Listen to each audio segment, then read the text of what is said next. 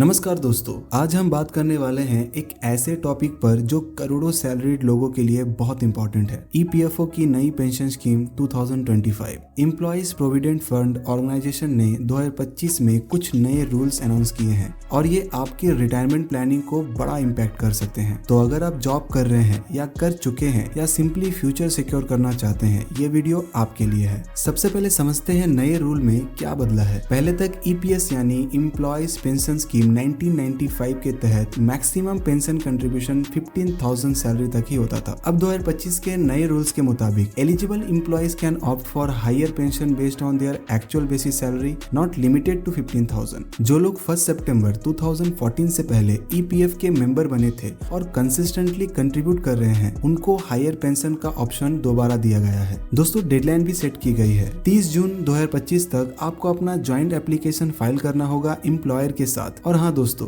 EPFO ने एक online portal भी लॉन्च किया है जहां आप डायरेक्टली अप्लाई कर सकते हैं। अब सवाल ये है, इससे आपको क्या फायदा होगा। अगर आपकी बेसिक सैलरी 50,000 है तो पहले के रूल के अकॉर्डिंग पेंशन कैलकुलेट होती थी सिर्फ 15,000 के बेस पर, बट नाउ आपकी पेंशन कैलकुलेट होगी 50,000 पर। मतलब रिटायरमेंट के बाद मिलने वाली मंथली पेंशन काफी ज्यादा बढ़ जाएगी। ईपीएफओ के एस्टिमेट के मुताबिक मंथली पेंशन 30,000 से 10,000 प्लस तक हो सकती है, depending on your ears of service and contribution. लेकिन हर रूल के साथ कुछ कंडीशंस भी होते हैं, चलिए उन्हें समझ लेते हैं। दोस्तों, आपका एम्प्लॉयर और आप दोनों को रेट्रोएक्टिव पेंशन कंट्रीब्यूशन करना पड़ेगा। पास्ट के कुछ सालों का डिफरेंस अमाउंट के साथ जमा करना होगा। आपको ज्वाइंट डिक्लेरेशन फॉर्म भरना होगा एम्प्लॉयर के थ्रू। फिर ईपीएफओ आपका वेरिफिकेशन करेगा आपकी सर्विस हिस्ट्री, सैलरी स्लिप और पीएफ कंट्रीब्यूशन का। तो कैसे अप्लाई करें? एप्लीकेशन प्रोसेस भी सिंपल किया गया है। विजिट कीजिए ईपीएफओ पोर्टल में, लॉग इन करिए अपने यूएएन और पासवर्ड के थ्रू और क्लिक करिए हायर पेंशन रूल ईपीएस में और सबमिट कर दीजिए ज्वाइंट एप्लीकेशन फॉर्म। आपको एम्प्लॉयर से अप्रूवल लेना होगा